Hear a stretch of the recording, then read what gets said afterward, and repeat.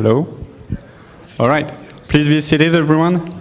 Our next speaker is Paul Smith. He's a deputy CDO of DNC, and he's a co-founder of EveryBlock. And he's going to talk about spatial data and web mapping with Python.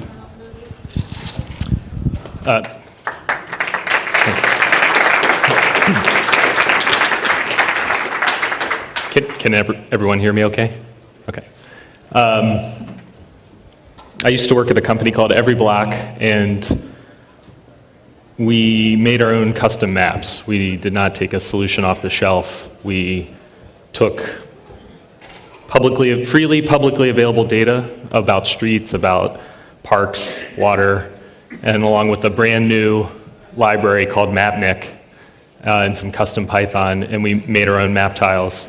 And we did it so that we could have full control over the style, as well as do some interesting visualizations. And that was in 2008. And just this past week, two major companies announced that they were essentially doing the same thing. They were rolling their own map solutions. And I think that it's instructive that back in 2008, we thought we were opening the floodgates for a slew of custom maps to emerge. And it's been 4 years, and I think we're finally starting to see that mainstream acceptance of doing it yourself.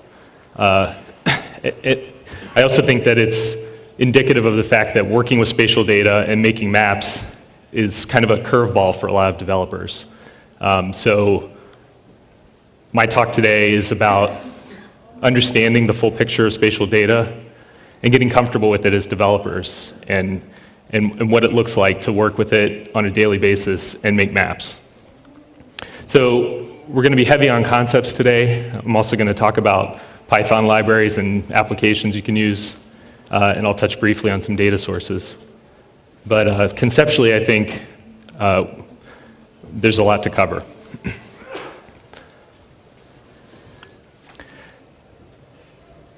And this is kind of don't let this list intimidate you. I'm going to go through it pretty quickly, but it should give you kind of a 30,000-foot view of what it's like to work with spatial data. And these are sort of the big categories that you'll encounter time and again. So it's good to say, okay, I know what that means, and when presented with a problem, you sort of be able to get your head around it. So spatial data are data and collections of data with multiple dimensions, usually two dimensions or 3 dimensions, and maybe sometimes 4 dimensions. You could think of 2 and 3 dimensions. That's pretty obvious. 4th dimension might be to add time. But what that means are data that are coordinates that represent a point or points in space, either on a plane, like a geometric plane, or on a globe, like the Earth. And just as a little sidebar, I think one of the reasons that there is this conceptual hurdle to working with spatial data is that we're great at working with one-dimensional data. We're great at working with non-spatial data. There's enormous amount of collective wisdom here and in the programmer community at large with working with alphanumeric data, chars, ints, floats, collections of that data, strings. And I think it gets to the fact that representationally, you've got this array of memory cells in a computer, and so you can have hello world encoded very straightforwardly, and everybody understands how to work with that and how to slice and dice it and order it and sort it. And it's because the machine, we're working at the level of the machine there. We're working with machine primitive operations and fast pointer operations. So when you think of spatial data, you can't really do the same sort of things that you can do with non-spatial or scalar data.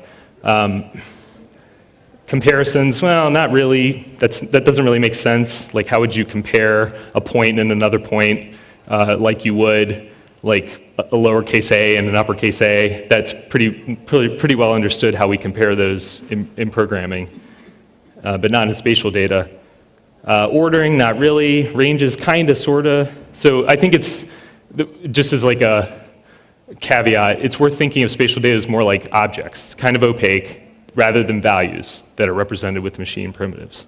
So with that aside, if we talk about the sort of the root node of spatial data, we have geometry and we have geography. And geometry is the planar, your geometry class in grade school. It's Euclidean. It's two-dimensional. It's three-dimensional x, y, maybe x, y, z. So some a horizon and horizontal line, a vertical line, maybe a line coming out of the wall. And then geography, we're talking about a point on an ellipsoid. So the Earth is in a round sphere, its bulges in the middle. We call that an ellipsoid. And a point on that ellipsoid is defined as a point of latitude and longitude, or maybe we include elevation in the third dimension. And the units of those two types of spatial data are, in geometry, it's whatever the units of that plane are. So if we've got a 4-foot by 6-foot map on the wall, well, the XY point of some arbitrary point on the wall will be in inches or feet or whatever. And in geography, we talk about degrees, either in degrees decimal or with degrees, minutes, and seconds. And if we're in the third dimension, we include elevation. That could be feet or meters or what have you.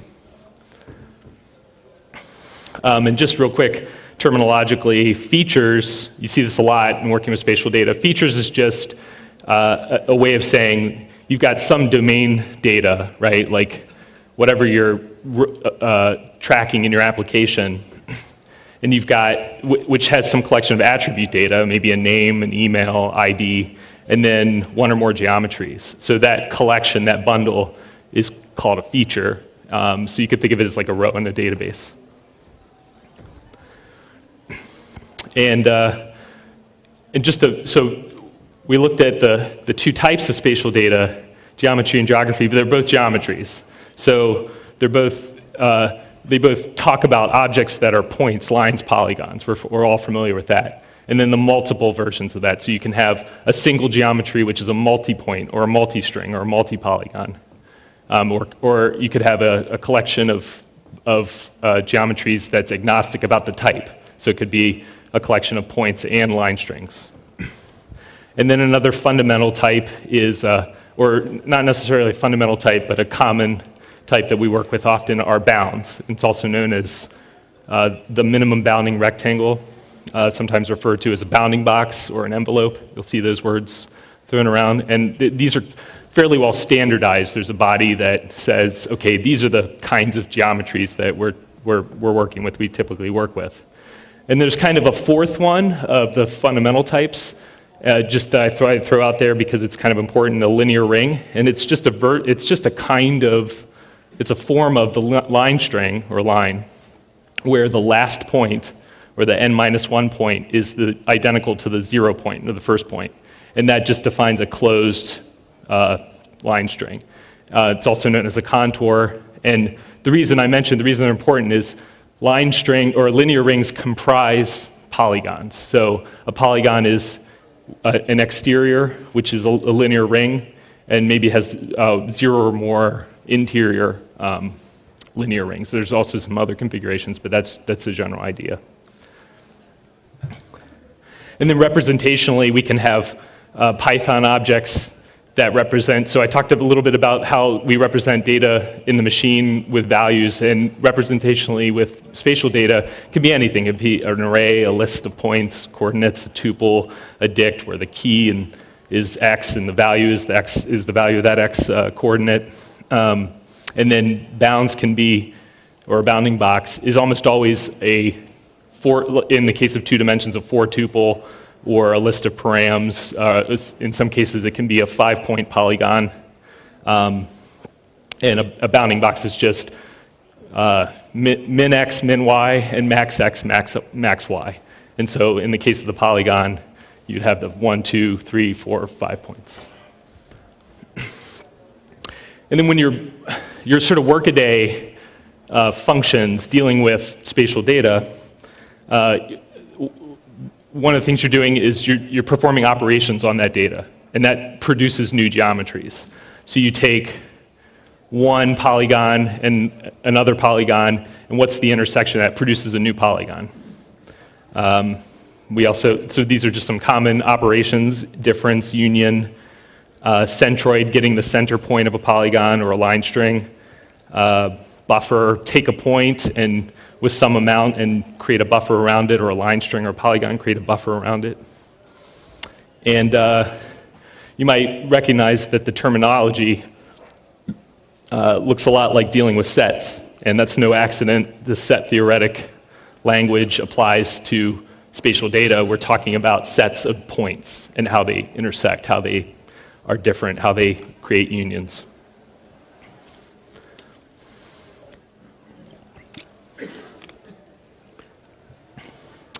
And just some examples. You're probably familiar with this kind of thing, but if not, like, let's imagine we have polygon A, polygon B, and on the right is the output of that operation. So we have an intersection. That green diamond in the middle is the intersection of those two polygons. Here's what the difference would be, like the difference in points, and it's not, you can't swap the order. So polygon A, what is the difference with polygon B in terms of points? If you swapped it, you would have output that would be on the right-hand side. The green would be on the right-hand side in that case. So the order matters in terms of difference, like a minus operation or divide. Union, what is the union? What points are the union of these two polygons or two geometries? A centroid point for this polygon and a buffer of that centroid. So a buffer of a point creates a circle. A buffer of a line string would create kind of an ellipse, or a buffer of a polygon would create some crazy looking polygon. And then we also have operations, we have predicates, and predicates answer questions about the relationships between two geometries, two or more geometries. We ask whether polygon A contains polygon B. We ask whether line string C is within polygon D. We ask whether they intersect. We ask whether they're disjoint. And again, the set language comes into play here. And then not only are we performing operations and predicates on these geometries, we're dealing with collections of them. And here we start to get a little more practical. So how do we deal with these collections efficiently? Well, there are two big families of indexes that are unique to spatial data.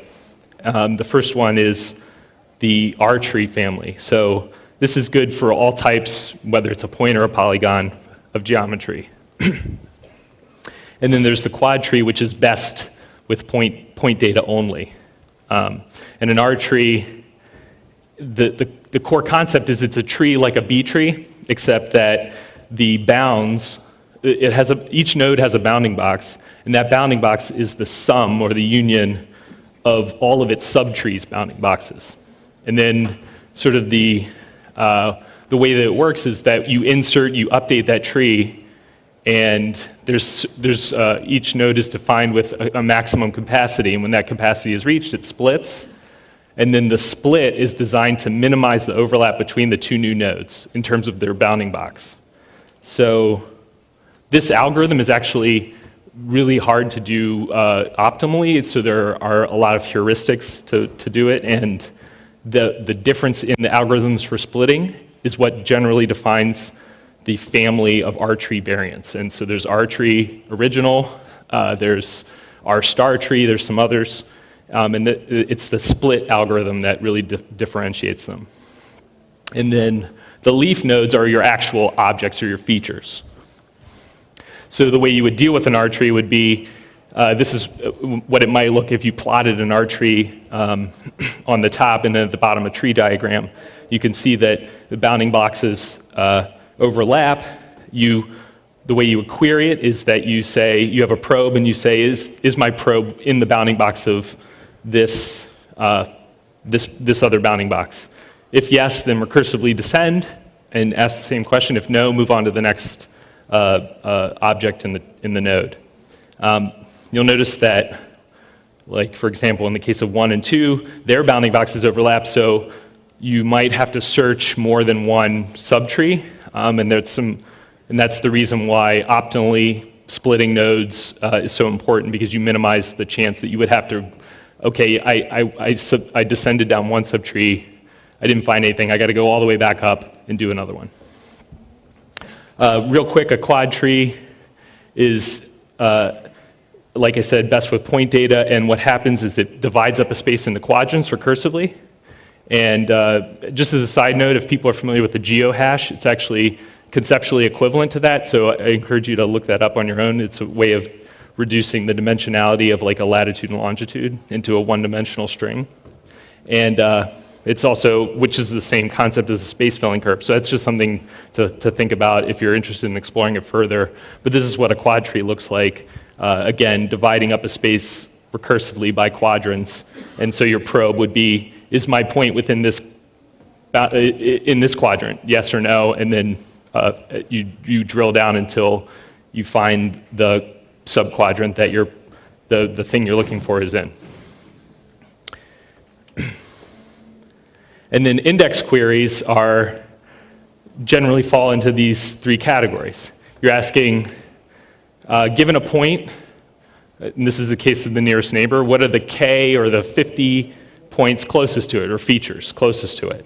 Given a bounding box, give me back all the features that are within it. And if I have a point query, there may be some feature that's directly at that point. So almost all of your day-to-day index queries are going to fall into these three categories.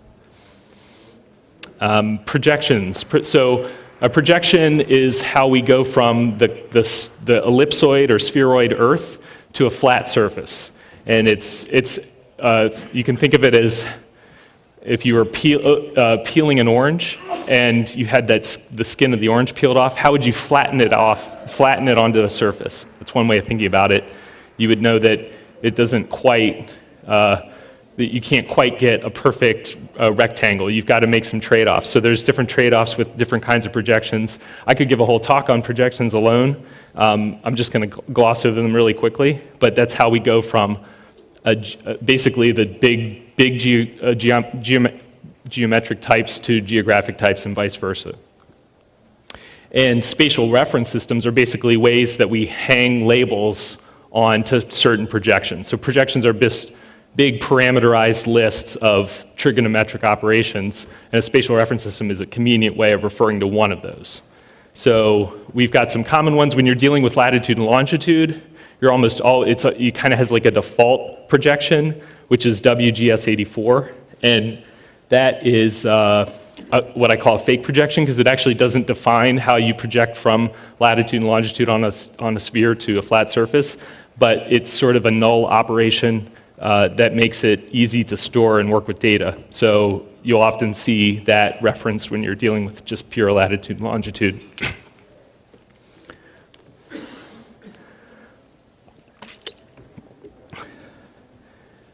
Spherical Mercator, so if people are familiar with Google Maps, this is the projection that Google Maps is in. It's often called Google Mercator, and a lot of other web maps have adopted it, Bing and Yahoo and OpenStreetMap and others. And then there are, so I'm just talking about, this is obviously not an exhaustive list, I'm just referring to a few common ones that you might see. Texas-centric Albers equal area, this is a particular favorite of mine. This produces that classic shield shape of the US, continental US, and you'll know what I'm talking about here in a second. And there are various state plane projections that are great if you're dealing with, and you need highly accurate data about a particular US state. I'm sorry, also this talk is fairly US-centric, but so conceptually a lot of these things apply to the whole world. So this is what a map might look like in WGS84 in the fake projection. You can see the US is kind of squat. This is what it would look like maybe in Google Maps under the spherical Mercator.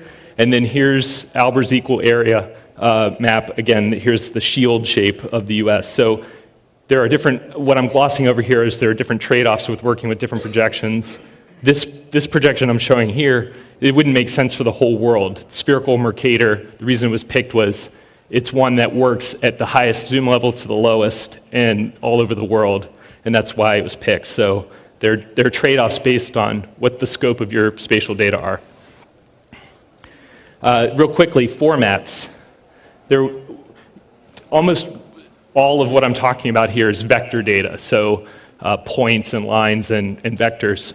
And that's typically stored in, there's a few common formats. There's the shapefile, that's the sort of the granddaddy of them all. It's actually not a file at all, it's 4 files, or sometimes 3. There's a misspelling there, that should be PRJ, which would define a projection, which is sometimes optional. The data about the geometric shapes is in the shape. It's basically a pointer in the shapefile. The SHX is where the points actually live, and then the DBF would be where your attribute data is. GeoJSON is an extension of the JSON format that basically brings it into the world of features. So you have attribute data and you have geometric data. KML is, I think, familiar to a lot of people who work with Google Maps. It's a dialect or a version of XML. Real quick, WKT stands for well-known text, and it's a simple, human-readable serialization of points, lines, and polygons that you'll often see when you're working with this data. And real quick, raster. So not only are we talking about vector data, we're also talking about maps that already exist, that are already in a particular projection. And that's where you would find something like a geotiff, which would, let's say, you've got satellite data or some flyover plane that's taking orthographic photos, that those photos are going to have embedded in it the data about where that photo was taken. So, oops. So that would be where you often see that in the format called geotiff. Sorry about that. All right. Okay, so that was the big conceptual piece. That's out of the way. We can move on to some more practical, fun stuff. And then when we talk about libraries, really we're talking about, and I'm assuming kind of a Unixy platform here, we're talking about core dependencies that are almost always written in C or Java, maybe, but mostly C. And then the Python libraries that you would use kind of on top of that to make your life a lot easier, and you can work in pure Python.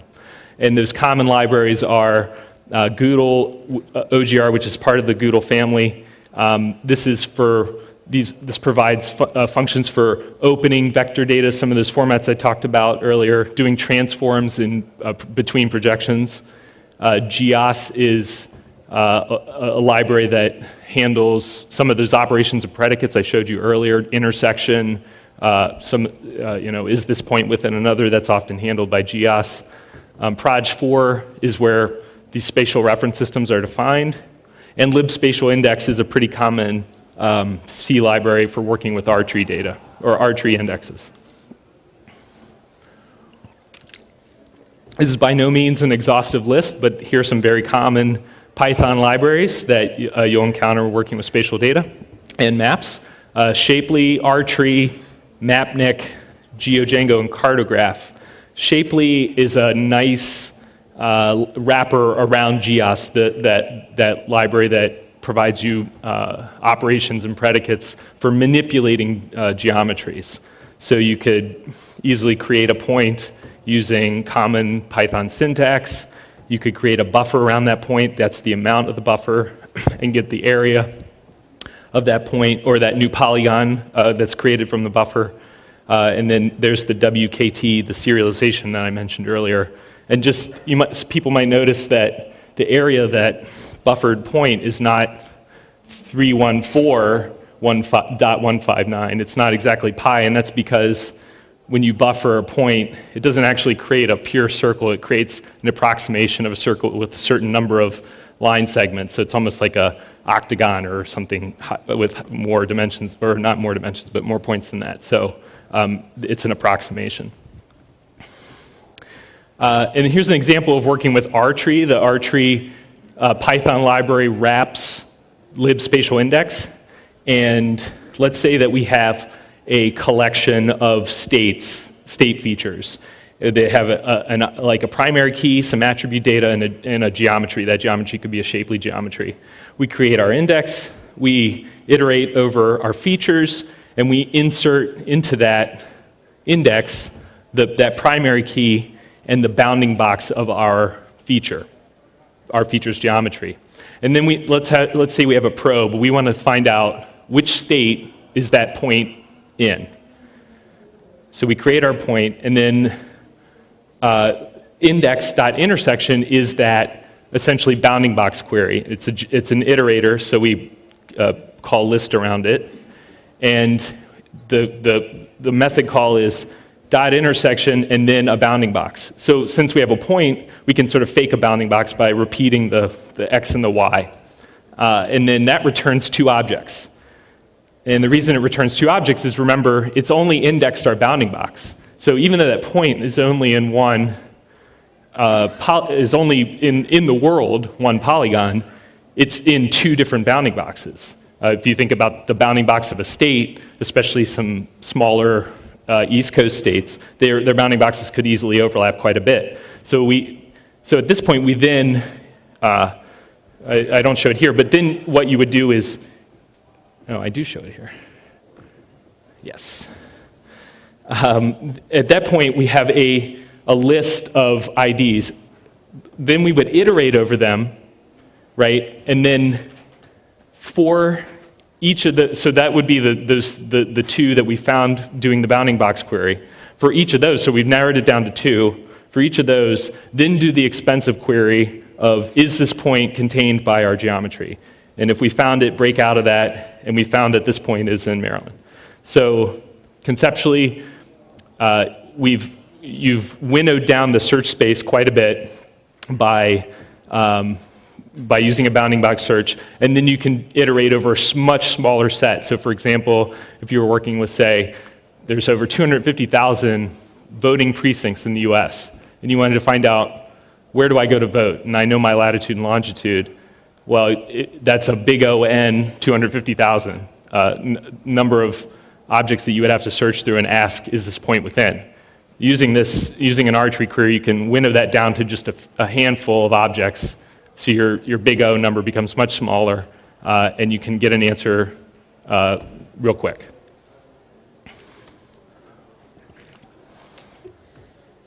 Okay, MapNick. So MapNick, like I mentioned, is a library for creating maps. And just terminologically, what we're talking about are creating basically raster images of base maps, map tiles. You might hear that word thrown around. It's written in C++. It has Python and Node.js bindings. And it has plugins for reading from spatial databases in common vector formats. And so typically what you would do if you're working in a map context on the web, you would create individual map tiles that were, say, 256 by 256 pixels in size, and each one of those is rendered individually. What happens is your browser has some JavaScript that knows the extent of your viewport, and it translates that into some real-world latitude and longitude, makes a request to your server, and then it knows to say, okay, I need the tile for this bounding box, this bounding box, this bounding box, and so those are each individual HTTP requests, and then your browser does the work of reassembling each of those individual image requests back together in your browser. So that's what happens when you use Google Maps or comparable product. And MapNick is pretty flexible. People have done some really interesting work with it. Created an 8-bit version of the city of New York. So there's a lot you can do with it. And just here's some code to create a quick map in MapNick. You would import MapNick. You create a map object, and it has a certain height and width. You create essentially styles and layers, and those styles match up with layers. So in our case, we would create a polygon style that has a certain color, a line that has a certain color, append that to our map as a style, and then let's say we're creating a map of states. We would query our spatial database. We would then say that for this layer, this certain style applies, and then append that layer to our map, and then we use an envelope or a bounding box to set the extent of our map. So we zoom to that box. We get an image object, we render it into it, and then we can return that as a byte string that you could serve directly to a client or save to a file. GeoDjango is a fantastic library that's bundled with the Django Web Framework. It basically spatially enables the ORM in Django, and it has nice standalone wrappers for GEOS, Goodle, OGR, GOIP that are written in C types, nice and clean. In fact, you can even import from those wrappers without importing all of the Django machinery. So if you just need to work with spatial data, I recommend that. Shapely, either of them can work with these data types and file formats really well. So here's an example of a spatially enabled model in GeoDjango. It's a feature, essentially. We've got some attribute data about it, and then we've got a geom, which is a multi-polygon, because states have multiple polygons. If you think about islands, or the state of Michigan has 2 polygons, the Upper Peninsula. And then we essentially make it spatially enabled by creating a different kind of manager for it. Objects equals models.geomanager. So let's say we had a different model that was congressional districts, and we wanted to know which of my Django objects that are congressional districts, which of their geometries contain some point I'm interested in. So you can see that it sort of enhances the ORM's existing query syntax to make that really an easy operation. And this is a library that I just found out about this week that I think is pretty new. It's only been worked on for a couple of months. It's called Cartograph. And it's a library and a command line interface that essentially takes as input shapefiles and a little bit of configuration and outputs an SVG file. And this is really interesting because when you're working with spatial data and trying to put it on the web, there's kind of a dance that you need to do about what's your base map and what's your feature overlay data. And this kind of bakes it, so it would be really cool for like news applications and other sort of like one-off applications where you need to create like a nice looking base map and some other kind of data visualization on top of it in SVG, which is a very efficient format. You can style it with CSS. You can add behavior with JavaScript, like the D3 library or what have you. So it's really exciting. The developer of it has created some beautiful maps in a showcase. So I was just sort of blown away by it, and I thought I'd include it. Here's the configuration that you would include. It's just some JSON to make. I just did this in like 5 minutes. This configuration creates this map, pretty easy. And that's an SVG file you can load in your browser and include in another web page.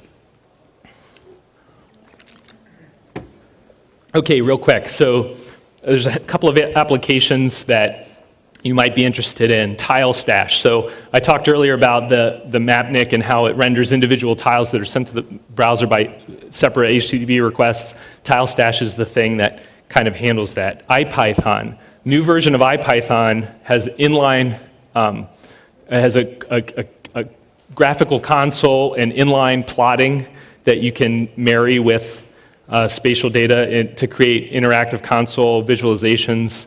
QGIS is an exciting desktop application I'll talk about in 1 second. Okay, Tile Stash. This is a tile server. It serves rendered mapnik tiles, so you can import mapnik and point browsers directly at it. You can serve pre-rendered tiles, vector data, and will also cache out to S3 or whatever cache backend you want to make subsequent loads that much more efficient. It's just a WSGI application, so it's really easy to get to work with. IPython. New versions, like I mentioned, have a Qt console. So if you're working with Shapely, check out a library called Descartes from PyPy, and you can get inline plots using the matplotlib syntax of your geometric objects. So this is really exciting. This is how you invoke it, and then you can just do pretty straightforward commands to these are the intersection graphs that I showed you earlier. I just did that with the IPython Qt console. QGIS, this is a desktop application. It's cross-platform. It rivals ArcGIS and MapInfo in terms of functionality. It's open source, GPL, and you can add layers to it from your shapefiles, from spatial databases. You can do all sorts of visualizations and spatial analysis. And it works with Python. You can write plugins to extend it that can do whatever you want, from statistical analysis to nearest neighbor, whatever kind of extension you need, you can write Python for. Real quick, some data sources that you might want to examine to get to work with. And again, US-centric caveat here. The US Census provides freely available data from something called Tiger Line. This is streets, congressional districts, county boundaries, states, just an enormous, invaluable wealth of freely available data. National Atlas, if you need like shorelines and water features, it's a great resource. OpenStreetMap is, when I showed you earlier, Foursquare and Apple are converting to these different maps. Most of those maps are built using OpenStreetMap, which is a collaboratively edited streets database, which is kind of an amazing thing. And you can often find data from your state and local GIS departments. They're paid by our tax dollars. They have great data. They're often willing to share it, so I would check that out. I left out a lot in this talk. There's so much to talk about when it comes to this topic, including spatial databases. I didn't get into PostGIS, which I think is the best out there. It spatially enables PostgreSQL database. Also working in your browser with JavaScript, that's where a lot of the action happens. These are some of the libraries you might use. And then things have gotten a lot better on the map design front and working interactively with design and maps. And this is not a Python application, but I thought I'd mention it anyway. TileMill, great application for seeing the designs of your maps before you render them. So real quick, I wanted to issue a challenge to you all. Based on some of the information I gave you today, I'd like you to ask, like, who is my congressman? Can I write an app to find out who my congressman is? And you could do this by downloading congressional districts and states shapefiles from Tiger Line, US Census. The Sunlight Foundation has an API to get the names of those representatives that are in those congressional districts, and then use a Google Maps geocoder or your HTML5 geolocation in browser to get a point of where you're at. So just to give you a hint of how you might do this, I would build an R-tree index. I would query for all congressional districts where that point that we found from geocoding is within, and then loop over the result set to find the one and only one congressional district that point is in, and then return the name of the congressman. And with that, I'm pretty much wrapped up and ready to take some questions.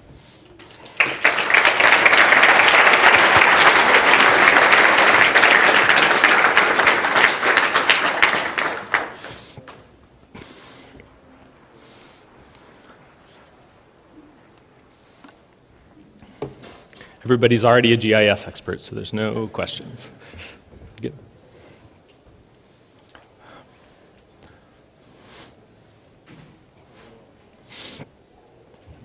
What would be a good general purpose tool for someone who doesn't know what they're doing? And but in particular, when I've approached it before, I've been able to get hold of some shape files, but I can't translate them from one to the next.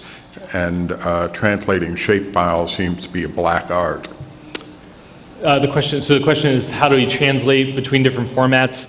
I would check out something called the Goodle, so GDAL, I talked about a little bit earlier. There's a collection of Unix binaries that, like OGR to OGR, OGR info, that is basically like a Swiss Army knife for converting between formats, doing projections. There's just a lot you can do. You could say, like, I've got this huge data set, some huge shapefile. I only care about some small bit of it, so extract that part for me. So I would check that out.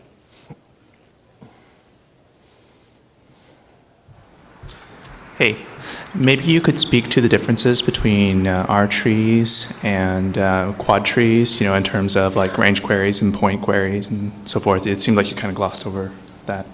Sure. So an R tree, if you know that your data set is going to contain not just points, but also lines, polygons, maybe multiple versions of those, then really R tree is the only way to go because it works by the bounding box.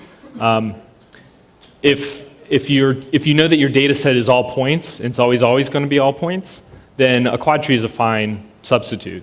In terms of performance, the quad tree is probably going to beat it if it's pure point data on both sides. But in terms of trade-offs, it really comes down to what are your geometry types of your application. Hi. So I've got a little experience trying to develop mobile dashboards that are map-based, and the initial approach was to send all the data to the client. So you very quickly end up with megs of data on the client in JSON or whatever, GeoJSON, and trying to do it in a web map. So do you have any best practices or know of any libraries that help you optimize how much data you're going to send from server to client, depending on the kind of, does that make sense? Yeah, sure. It's a really hard problem. So there are a couple of things you could do. One is oftentimes the serialized representation of the GeoJSON objects, the geometries, has way more precision than you need for your application. So often if you look at the source of it, you might see a decimal point and then like 10 or 12 places after that. And you don't need all of that. Like 3 decimal places is I think like 6 meters of accuracy or something like that. So you could post-process the data before it's sent to the client to strip that out. And that'll reduce the file size. Now if you're using gzip, you might not get that much of a difference if you're using gzip encoding at your web server level. Other ways to do it might be this is kind of tricky, but can you paginate the results in a way? Like can you start with a smaller bounding box that may be smaller than the actual viewport and return that set, and then expand the viewport out, successively send back several responses to the client that load without blocking. That's one way to do it. But another problem you're going to have is the more objects that you have in the client, then you're going to get poor performance because it's tracking all these vertices. So another suggestion I would have would be to look at simplification. So simplification takes a geometric object and removes points that maybe not be necessary for display, but keeps the topographic shape the same. Is that libraries? Yeah, there are libraries that do that. I'm drawing a blank at the moment, but it's actually built into PostGIS. You can say, simplify my geometry by some tolerance, and it will literally remove vertices, greatly reduce the file size, and especially if you're talking about a small scale map where you're zoomed way out, you don't need all that resolution, so that's something I would look at too. You mentioned that quad trees are only good for point data, which I found a little disappointing because now it makes me feel like I've been wasting my time on something. Using quad trees, it's possible to define, if you say A, B, C, D as your 4 quadrants, you're able to define bounding boxes at arbitrary sizes so that you can do a linear search using, for instance, regex in order to just look at the very beginning and determine whether or not something falls within that bounding box. I know it's not strictly a quad tree, but am I going down the wrong path hopelessly? I mean, am I missing something here? Well, I mean, what kind of data are you trying to index? Is it point data? No, polygon, anything. Polygon, multi-part, anything. I mean, the essential thing that you're doing with the quad tree is you're trying to reduce the number of dimensions that you're querying against, right? So I think what you're talking about can be made to happen with a lot of work. I would look at an R tree as a substitute instead of trying to jump through all these hoops to sort of fit your mental model of the data you're working at into the quad tree. I know there's been a lot of research in how we, especially on like distributed systems, like these indexes only really work and make sense if you're talking about one node. And what would it be to like index data across multiple nodes? And so a lot of people are looking at dimensionality reduction, quad trees, geohash, that sort of thing. So there may be research out there that kind of gets to what you're talking about, but if you can get away with it, I would say just use an R tree. Sure, I get the real reason would be that now you get into a parallel map reduce index search so that you can split up and index across many things, and besides, it's fun to reinvent the wheel. Right. Hi, I had this map app in mind, and I was wondering if there was a JavaScript. No. So I have this map app in mind, and I was wondering if there's this JavaScript library that does what I'm thinking of. So like say you're panning around and you want polygons to load dynamically kind of behind the scenes in an intelligent manner, caching in JavaScript and only grabbing the deltas you need through say like Ajax. Is there any kind of like JavaScript library that makes that sort of thing easy? I'm not sure. I would look at OpenLayers because it has such a rich feature set of functionality, but without knowing more about your application. Well, I was have you looked at what have you looked at so far? I haven't looked at anything. I was just thinking about this, and it sounds definitely doable, but I was like, oh, there's definitely some tricky things in there, and I was thinking there's probably someone's already done this Right. to some extent. I don't know. I mean, maybe we could talk after about some options. All right. As a quick and dirty, I've got various shapes that are in raster form. What would be the best tool to be able to overlay it onto something and or apart from that, create shapes from scratch where you really got to draw them in? So you're saying I've got some rasters and I want to get vector data from it? Yeah. Or an overlay? Yeah, in other words, I've either got them in paper form or I've got them in some non-usable form. I can look at them, but that's all I can do with them. Yeah, like sort of broadly, this topic is called like geo-registering. So the idea is that you would take, if you have a known coordinate space and then you have your map, whatever it is, like a scanned object or something, all you need to do is define 3 points on it and it will wrap that, it'll make that raster fit the underlying coordinate system. And there's something called Goodle wrap, GDALWRAP, that does this automatically. So is that an open source tool? Yeah, it's open source. It's part of the Goodle family of. Or part of Google wrap? Goodle, GDAL. Find the name here. The first one. Hi, how do the data structures behave when you want to query a polygon that goes, the line on the Kiribati Islands where the plus 180 and minus 980 are the same line? So the fact that the Earth is a sphere and not a rectangle. I'm sorry, I didn't follow. Can you repeat that? I'm sorry. The longitude plus 180 and minus 980. Oh, you're talking about the date line? Yeah. Basically, the long and the short of it is that we define longitude to be between minus 180 degrees and plus 180 degrees. So if you have geometric objects that span that, and this is the international date line in the middle of the Pacific, your mathematical calculations or whatever can blow up. But most applications these days you can configure to recognize, say, basically like international date line equals true. So a lot of libraries will expose that as essentially a workaround. All right, thanks. Yep. All right. Thanks, everyone. Is defined as a point of latitude and longitude, or maybe we include elevation in the third dimension. And the units of those two types of spatial data are, in geometry, it's whatever the units of that plane are. So if we've got a 4-foot by 6-foot map on the wall, well, the XY point of some arbitrary point on the wall will be in inches or feet or whatever. And in geography, we talk about degrees, either in degrees decimal or with degrees, minutes, and seconds. And if we're in the third dimension, we include elevation. That could be feet or meters or what have you. And just real quick, terminologically, features, you see this a lot in working with spatial data. Features is just a way of saying you've got some domain data, right? Like whatever you're tracking in your application.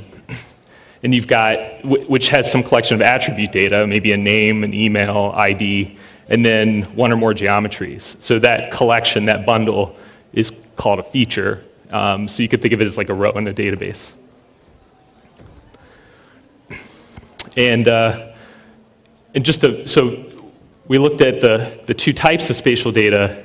geometry and geography, but they're both geometries. In 2008, we thought we were opening the floodgates for a slew of custom maps to emerge, and it's been 4 years, and I think we're finally starting to see that like mainstream acceptance of doing it yourself. I also think that it's indicative of the fact that working with spatial data and making maps is kind of a curveball for a lot of developers. So my talk today is about understanding the full picture of spatial data and getting comfortable with it as developers and what it looks like to work with it on a daily basis and make maps. So we're going to be heavy on concepts today. I'm also going to talk about Python libraries and applications you can use, and I'll touch briefly on some data sources. But conceptually, I think there's a lot to cover.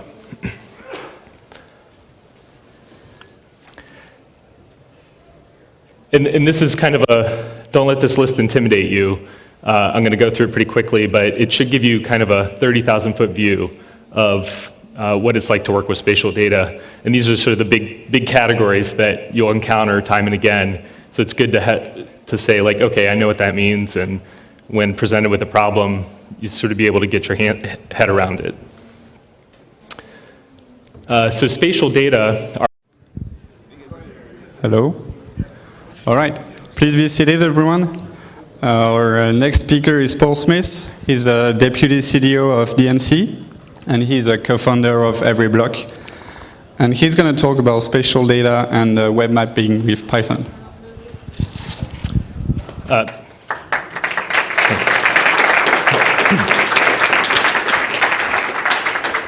Can everyone hear me okay? Okay. I used to work at a company called EveryBlock, and we made our own custom maps. We did not take a solution off the shelf. We took freely publicly available data about streets, about parks, water, and along with a brand new library called MapNick and some custom Python, and we made our own map tiles. And we did it so that we could have full control over the style, as well as do some interesting visualizations. And that was in 2008. And just this past week, 2 major companies announced that they were essentially doing the same thing. They were rolling their own map solutions. And I think that it's instructive that so when you think of spatial data, you can't really do the same sort of things that you can do with non-spatial or scalar data. Comparisons, well, not really. That doesn't really make sense. Like, how would you compare a point and another point like you would like a lowercase a and an uppercase a? That's pretty well understood how we compare those in programming, but not in spatial data. Ordering, not really. Ranges, kind of, sort of. So I think it's, just as like a caveat, it's worth thinking of spatial data as more like objects, kind of opaque, rather than values that are represented with machine primitives. So with that aside, if we talk about the sort of the root node of spatial data, we have geometry and we have geography. And geometry is the planar, your geometry class in grade school. It's Euclidean. It's two-dimensional. It's three-dimensional x, y, maybe x, y, z. So a horizon and horizontal line, a vertical line, maybe a line coming out of the wall. And then geography, we're talking about a point on an ellipsoid. So the Earth is in a round sphere, it's bulges in the middle. We call that an ellipsoid. And a point on that ellipsoid are data and collections of data with multiple dimensions, usually two dimensions or 3 dimensions, and maybe sometimes 4 dimensions. You could think of 2 and 3 dimensions. That's pretty obvious. 4th dimension might be to add time. But what that means are data that are coordinates that represent a point or points in space, either on a plane, like a geometric plane, or on a globe, like the Earth. And just as a little sidebar, I think One of the reasons that there is this conceptual hurdle to working with spatial data is that we're great at working with one-dimensional data. We're great at working with non-spatial data. There's enormous amount of collective wisdom here and in the programmer community at large with working with alphanumeric data, chars, ints, floats, collections of that data, strings. And I think it gets to the fact that representationally, you've got this array of memory cells in a computer, and so you can have hello world encoded very straightforwardly, and everybody understands how to work with that and how to slice and dice it and order it and sort it. And it's because the machine, we're working at the level of the machine there. We're working with machine primitive operations and fast pointer operations